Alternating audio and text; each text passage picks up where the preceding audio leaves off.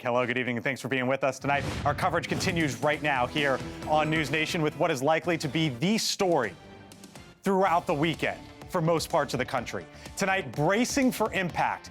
230 million Americans now watching this massive winter storm spanning 34 states, and with it, packing a triple threat: snow, ice, bitter cold. I thank you for being with us tonight. I'm Blake Burman. At this hour, snow now making landfall in parts of the South. Officials in Texas, Mississippi, and Tennessee warning of catastrophic ice in some parts. 18 states, plus Washington, D.C., now declaring a state of emergency at this hour. The White House telling News Nation tonight, this storm front and center for them. Our correspondents are across America this evening as we begin tonight. Laura Ingle is in the Northeast for us. Kelly Meyer over at the White House. But first to our News Nation meteorologist, Max Apiris, live in our Chicago bureau. Max, hello, good evening. You're on top of the big story tonight. What are you seeing? Where's this thing moving?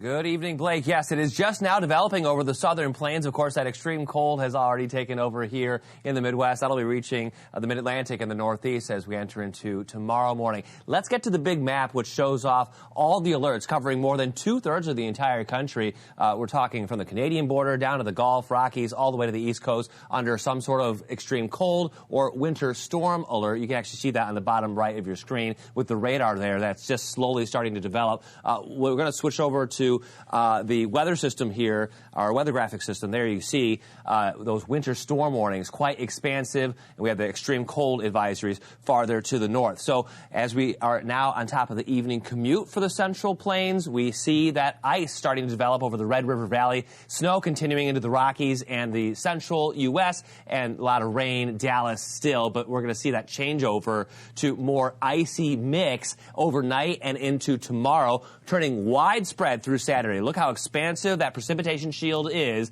as we head through Saturday evening with more snow reaching the Chicagoland area. That'll get out towards New York as we enter into Saturday night. And here's a snapshot at about 48 hours from now, Sunday evening, showing a widespread snow mix into the Northeast. New York City right on that snow icy mix line. If you get more icy mix, it's going to eat away at snow totals as there's more compaction. We'll have widespread ice concern through our nation's capital and the rain continuing into the southeast, and still more snow to go as we're heading out the door around New York, northward towards Boston and into New England by daybreak on Monday before all that moves out by Monday evening. Snow total is significant. There's going to be a wide swath stretching 2,000 miles of around 12 inches or more. That's from North Texas, Oklahoma, into the Ohio River Valley and out towards the Northeast. Looks like it'll be the biggest snow we've seen in our nation's capital in about a decade, around 5 to 10 inches there, possibly up to 12 inches or more, especially for the interior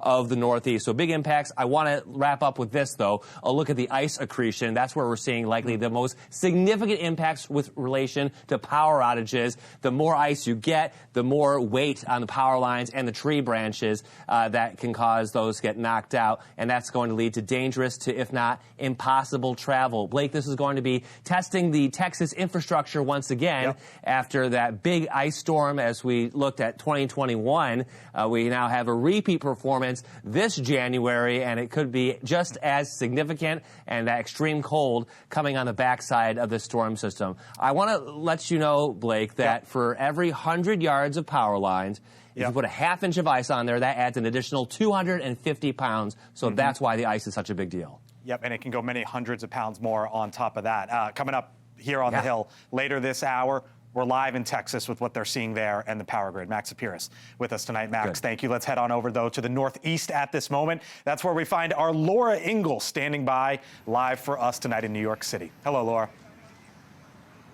Hello, Blake. Well, from travel to getting supplies, people in over a dozen states are bracing for the absolute worst as we're all watching those radar maps and getting ready for a very long, cold weekend ahead. Let's take a look at one of those maps once again, because we're talking about from Texas up through the East Coast, residents under that state of emergency that Max was talking about, which is expected to worsen throughout the weekend, as we know. And snow is just now beginning to fall in the Midwest. Temperatures are so cold that the frostbite risk is extremely high in as little as 10 minutes. That means you've got to move fast. Chicago public schools were closed today, and wind chills were expected to be as low as 40 degrees below zero, and that could get worse. In New Jersey, there is a rock salt shortage, and that can make driving in sidewalk conditions even more dangerous because, as we know, oftentimes when the temperature drops like this, you're talking about black ice. People also stocking up at big box stores to get their homes ready for their pipes to freeze and getting backup generators ready if the power goes out.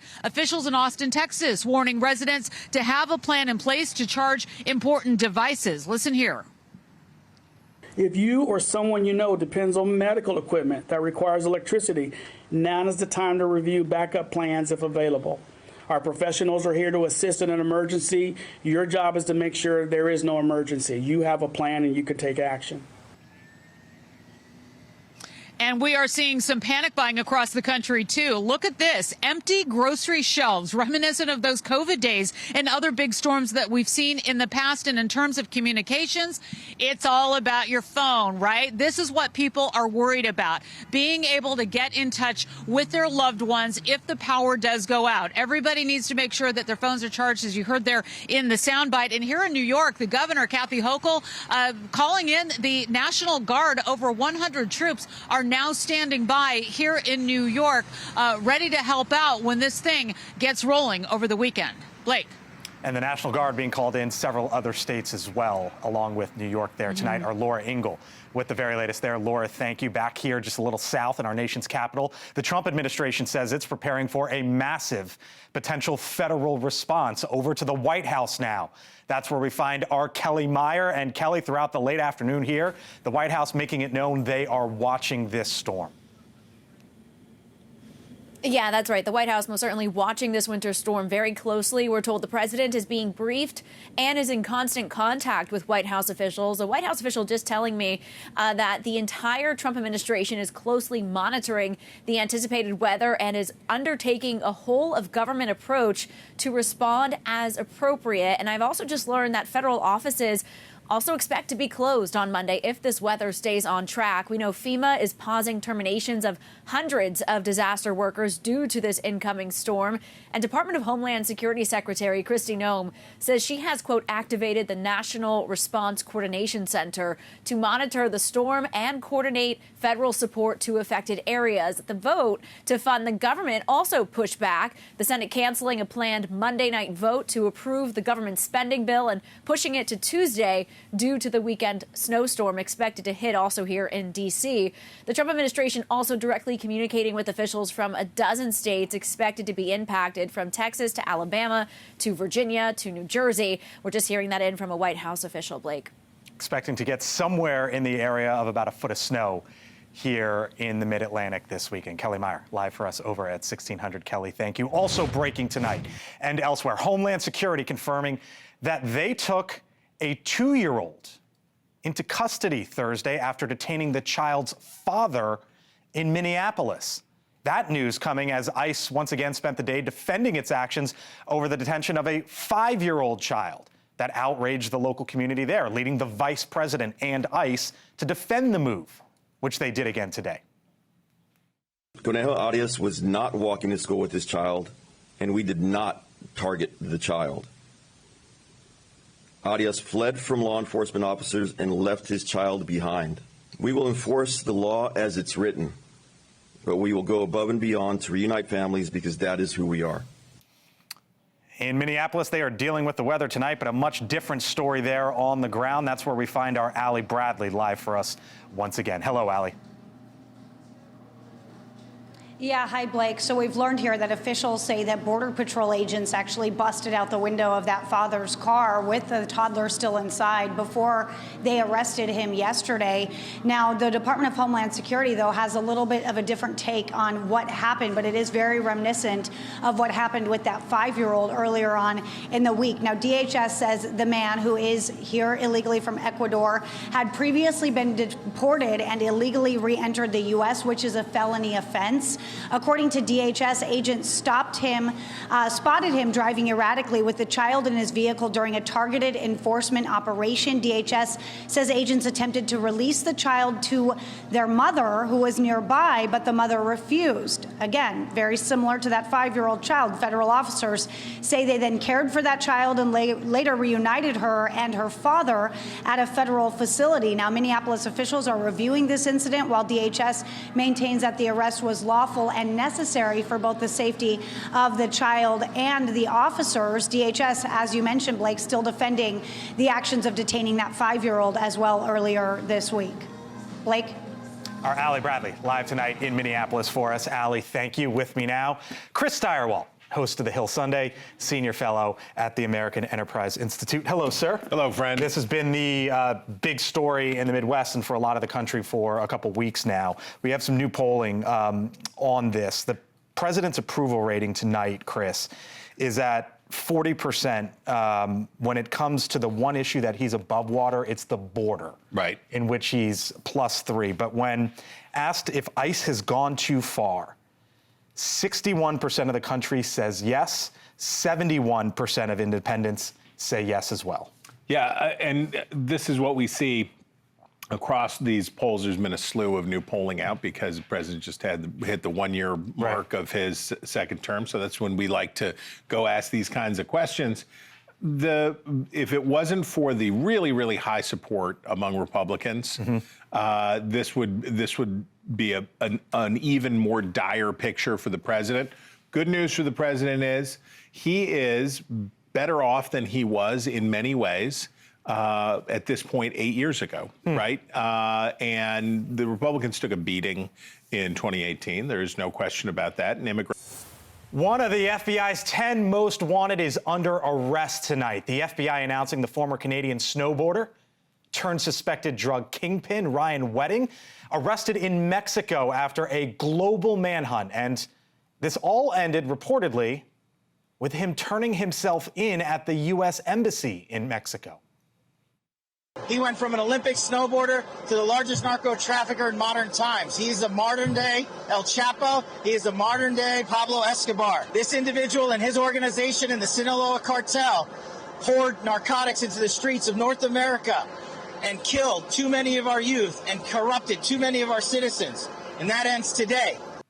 Wedding faces now a host of charges, including ordering the assassination of an informant. Tracy Walder, NewsNation national security contributor, former FBI special agent, former CIA officer as well, with me tonight here on the Hill. Tracy, nice to see you. As always, you've been following this for a while. And it's remarkable when you think about it, because this guy was one of the 10 most wanted. And if I were to ask you, how does that end? Would your answer normally be, just walking into the embassy and turning themselves in, if that's indeed how this ended up as reported? Well, thank you for having me, Blake. And the short answer is no. That's not how I would have suspected that this would have ended up. Right. I suspect there's more to the story here. Obviously, as you mentioned, they've been tracking him for quite some time. That indictment was revealed, I believe it was last spring. And then most recently, there had been a raid by Mexican authorities. They seized $40 million in motorcycles, as well as raided 4 of his homes. I believe that probably some of his lieutenants had turned on him, and this may have been part of a bigger deal by the United States. And so then what comes next if that's the case? I mean, the reality is obviously, we have an extradition treaty with Mexico, and he is here now back in the United States. The death penalty will have to be taken off the table simply because Mexico won't extradite to us as a result of that. Listen, he's going to spend the rest of his life in prison if he is convicted. My guess is, again, I don't know, I'm not an attorney, but this may be about kind of bargaining for a better prison situation because, as you know, El Chapo and some other individuals are at Supermax in Florence, Colorado. That's not a pleasant place, and he may be wanting someplace else. You talked about the $55 million in assets, 2,300 kilos of cocaine, 8 firearms, jewelry, 40 motorcycles, and art. You could only imagine what the art was probably like, given the rest of it. Tracy, we're going to watch the Winter Olympics here coming up, and we're going to root for all the athletes and say, my gosh, look at how awesome and amazing they are.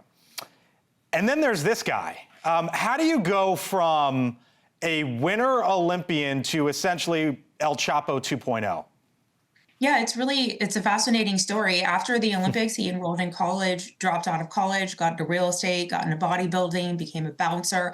And then in real estate, he was actually dabbling in growing marijuana, to be completely honest. And the RCMP in Canada raided that facility, couldn't find enough evidence to ultimately arrest him. And that's when he came to the United States, came to San Diego. He was busted there trying to buy cocaine from an undercover federal officer, spent time in jail there, and met a lot of people in jail, quite frankly. And that's where a lot of this grew. And from there, he had become essentially broke. And from there, he started to realize, as most people know, that unfortunately, there is a lot of money in the drug trade. And transportation is really what he got into with the semi-trucks. 60 tons of cocaine a year, moving that into LA. And that's really where he became ingratiated in the Sinaloa cartel. Wow. Tracy Walder, News Nation contributor, former CIA, former FBI. Tracy, you'd appreciate this. Of the 10 most wanted on the FBI list, 6 of them have been captured in the last year. How about that? Tracy Walder. Pretty good, I would say. Yes, indeed. Tracy Walder. We'll catch you again soon. Have a great weekend. Stay safe there in Dallas. Thank you, Blake. You too. Of course. All right. Speaking of Dallas and Texas, kind of wherever you might live this weekend, that monster storm slamming the U.S., stretching more than 2,000 miles, threatening more than 200 million people. So what happens if the power goes out, if the ice comes and the temperatures get too low? Some answers from the people who know it best when we return.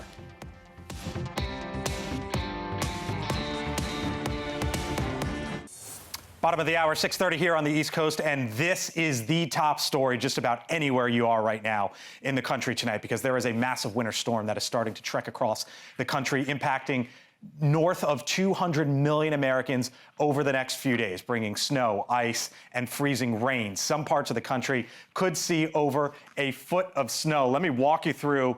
Let's go back to that snow map real quick, if we can, just toggle back to it, because I want to show you what's going on here. So this is Texas, right? Dallas, Texas, and they might get in the area of 1 to 3 inches, maybe no big deal there on the snow front. But then you start to look this way, and all those pink totals get into the middle of the country here and up to the northeast. That's where you're looking at 6 to 12 inches of snow. And this is even going to stretch all the way up into New England, possibly 16 inches or so there. Here in the D.C., Maryland, Virginia area, we're talking about a foot of snow. If we get that here, it'd be the first time that's happened in a decade when talking about just one weekend or a couple of days.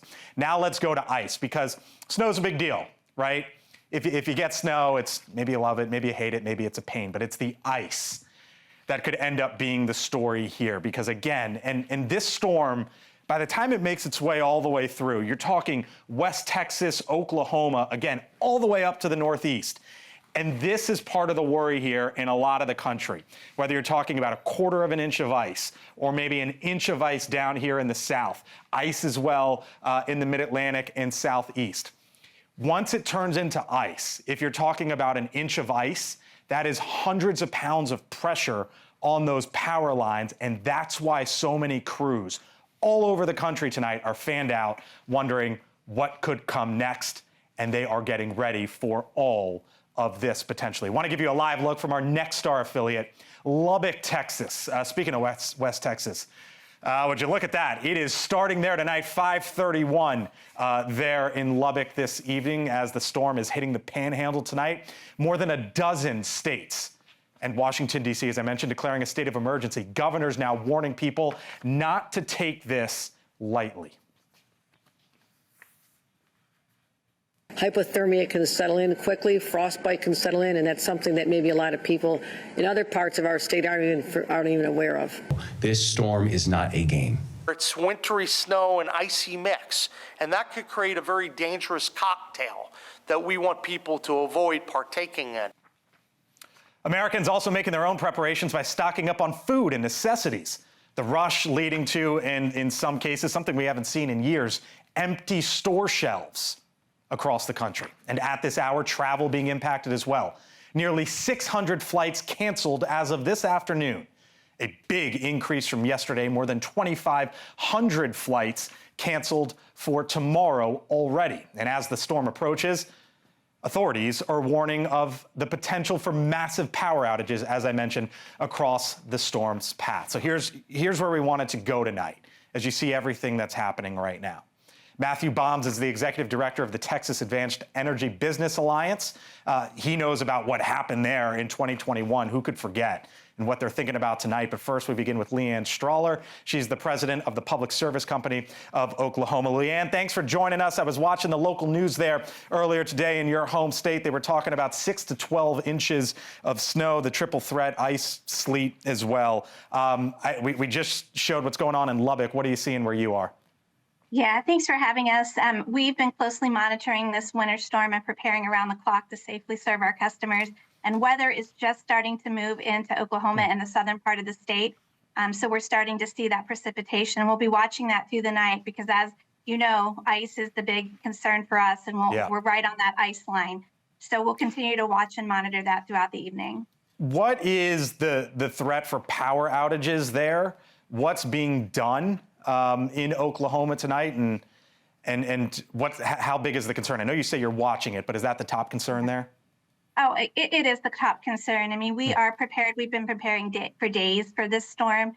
The weather is now here. We have folks staged across the service territory, over 1,100 PSO workers, whether they're line workers, forestry, different support staff ready to respond. We've got hundreds of mutual assistance resources if necessary. We've implemented our ICS, our incident command structure, and we're working closely with emergency management for our state and local resources. And of course, ice is our big concern.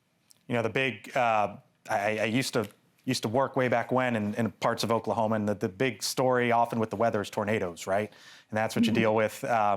Normally you get about 6 inches a year there in Oklahoma City. Could get that in just this weekend. Leanne Strahler, best of luck there in the state of Oklahoma tonight.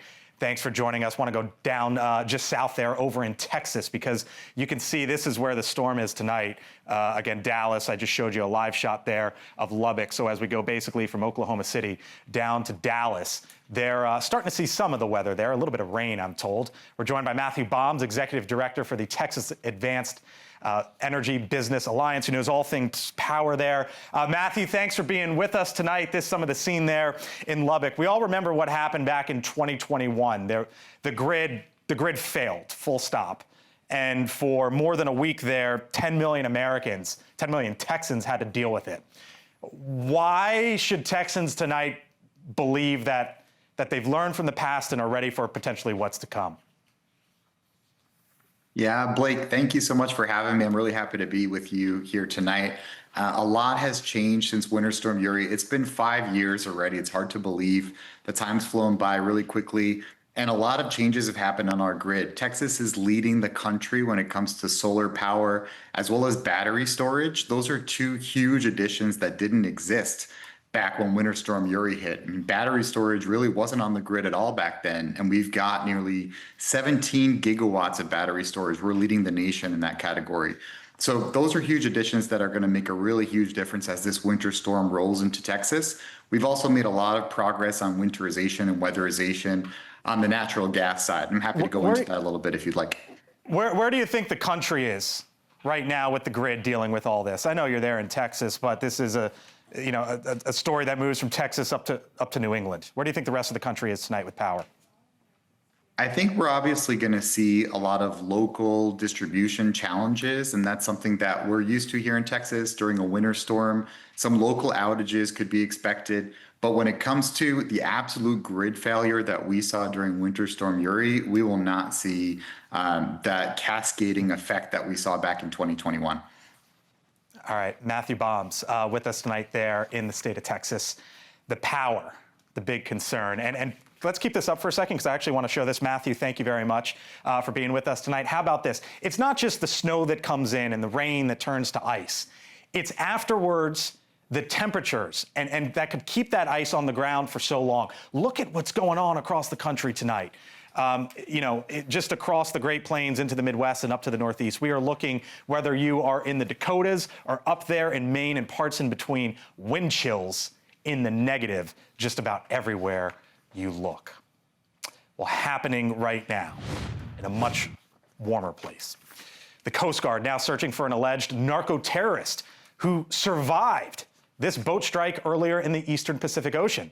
U.S. Southern Command posting a new video in the last hour. 2 people were killed in the operation.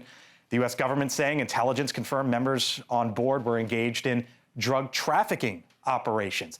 This is at least the 36th U.S. strike on alleged drug trafficking boats in the Eastern Pacific and the Caribbean. Well, could it be, Congressman? Start your engines.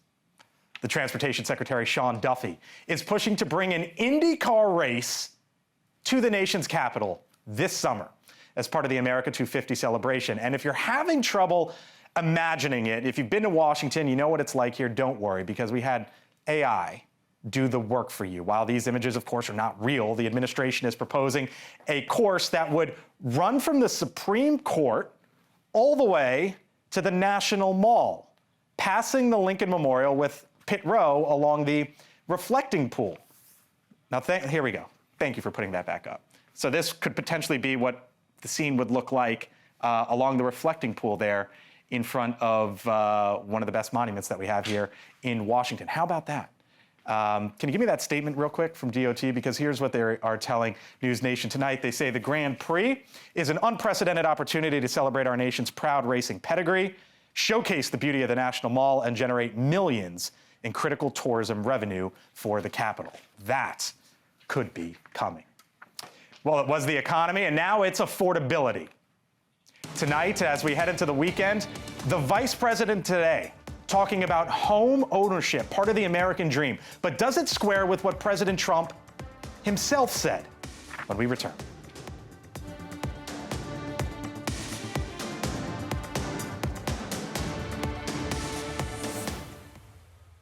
This is your prime time. News Nation, a different kind of prime. Diverse voices, fresh perspectives, with respect for all of us. This is America's new prime time, only on News Nation. We're restoring homeownership for real families, and you may not think this is connected to the pro-life cause, but when we ensure that real families, moms and dads, instead of Wall Street, have access to American homes, we help create that important culture of life. Vice President J.D. Vance today touting the administration's efforts on housing affordability while he was speaking, as you referenced there, the March for Life in Washington, D.C. But can the Trump administration deliver? President Trump this week squashing an idea that had been laid out by his top economic advisor. The president will put the final plan out in Davos next week. I'll be flying up there with him. Is that we're going to allow people to take money out of their 401ks and use that for down payment. I'm not a huge fan of other people like it. They're talking about taking money out to put a deposit down in a home. And one of the reasons I don't like it is that their 401ks are doing so well. Full panel here with me now. Julia Manchester, White House reporter for The Hill. Bill McGinley, former White House cabinet secretary in the first Trump administration. And Dan Cannon, former Battleground States director for both the Biden and Harris campaigns. Gentlemen, hello. Thanks for coming in. You haven't had to brave the snow just yet, but I do appreciate you coming in. Hi, Julia. Soon. So we heard the VP today there on housing. The Trump administration floated this, maybe we'll do 50-year mortgages. Right. That didn't happen. We'll let you tap into your retirement savings to buy a house. You heard the president there. He sort of shut it down. They did this executive order on not allowing sort of like institutional buyers to snap up homes, but that's less than 2% of the market. So the question here is, can they actually do anything? Because they've thrown all these proposals out there, and then they keep taking them back. You know, I think what they're doing with throwing these proposals out there is throwing everything at the wall and seeing what sticks when it comes to the messaging of affordability. And I thought that was interesting that Vice President Vance brought up housing today in the context of the March for Life rally here in D.C. You know, it's interesting how they're trying to integrate this message of affordability into various parts of the conservative base. And Vice President Vance made the case today that, you know, starting a family means, you know, maybe wanting to have more access to buying a home, and the administration is trying to do that. What do they do here? because they've thrown these ideas out. And yes, there is this executive order, but you know executive orders only go so far. That's so right. what do they do? No, I think one of the biggest issues is going to be when he gets to appoint the Fed chair. Lowering interest rates. That's going to be the #1 driver of making housing more affordable. The other thing is going to be permitting reform. How do you get more inventory into the market? You expedite the permitting. You simplify it, right? And then the other thing is you can't forget about the states. I mean, we look at the tax-a-palooza that's happening in Virginia right now. They want to tax everything, including Amazon deliveries. That makes everything less affordable. And so it's not just a federal problem, but each of these states and localities have a role to play there as well. You know, this is a complicated topic, but there are solutions out there. And just last year, the Road to Housing Act passed out of committee, bipartisan.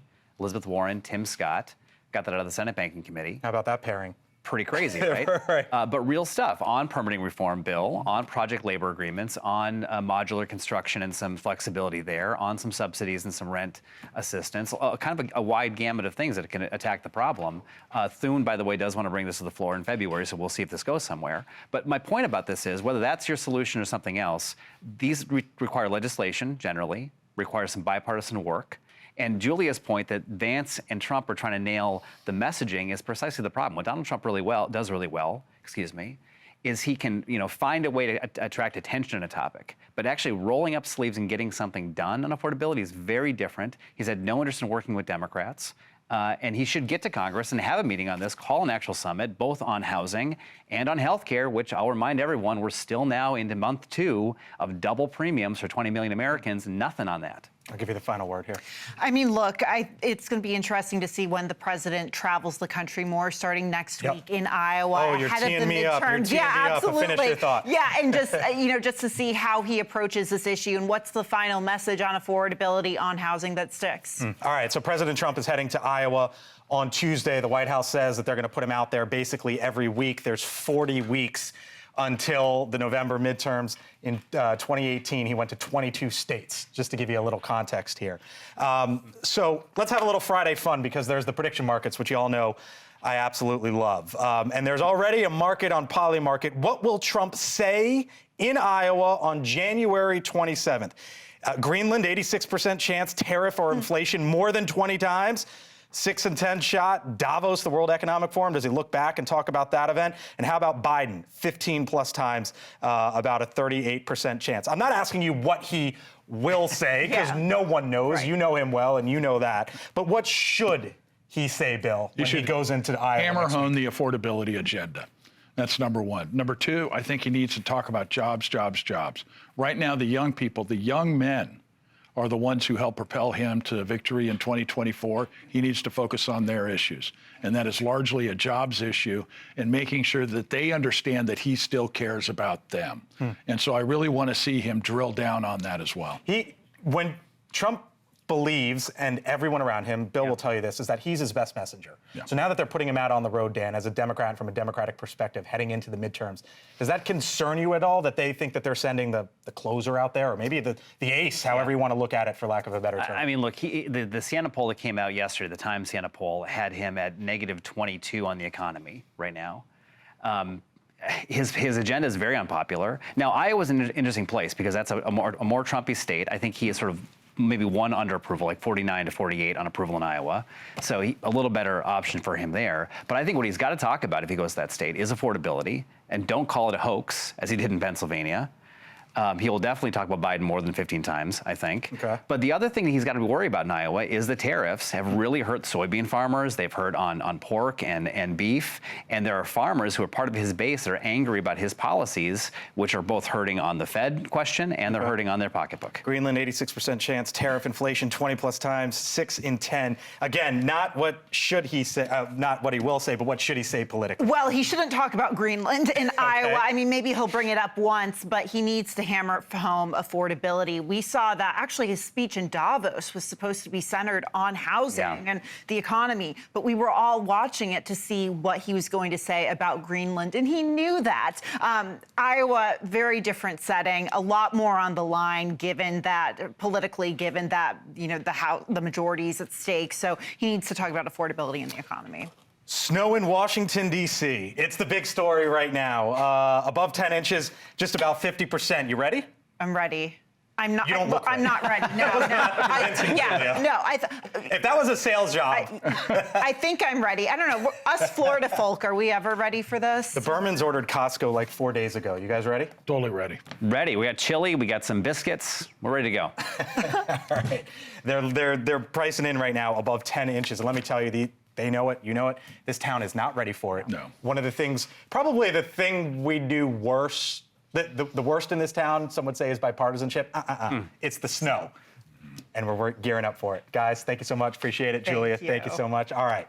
Still to come, other side of the break. Where's that storm moving? All right, before we head out tonight, we want to say hello from our hill to yours. Hello to our friends in Hill County, Texas. That's about 65 miles south of Dallas, where the average temperature there tonight in Hill County typically ranges about 40 to 60s on any given sort of January night. But get this weekend it'll be getting as low as 12 degrees with that kind of harsh, wintry mix of brutal winds and freezing rain that Texans and so many of the South are just not accustomed to. Texas, just one of 15 states, I should say, in the South that already has declared a state of emergency.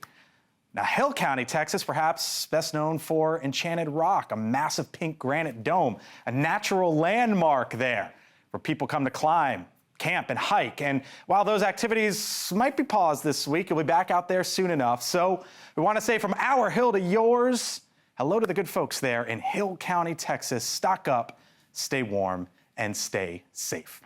Well, Elizabeth Vargas reports coming up next. She'll speak with Congressman Jim Baird, who represents the district where a judge and his wife were just shot, to hear how they are doing and his concerns on the rise in political violence. That's coming up 7 o'clock Eastern, just about a minute away, right here on News Nation. All right, well, this, of course, is going to be the story throughout the weekend as we've been covering this storm right now, not too far off from Hill County, Texas, down there in Dallas, and moving its way up to the northeast. But I want to leave you with these two images just for a little context here tonight. The radar screens, the live shots in Lubbock, Texas, and in Chicago, if we have both of those tonight, if we can show them side by side. And here's why I'm pointing this out. You see the feels like there in Lubbock? 6 degrees. The feels like in Chicago? -5. Not that far off this evening in Texas from the Windy City in mid to late July. As I said, stay warm, stay safe out there. I hope you have a great weekend. I'll be back here on Monday. I'm Blake Burman. I hand it over to Elizabeth right now.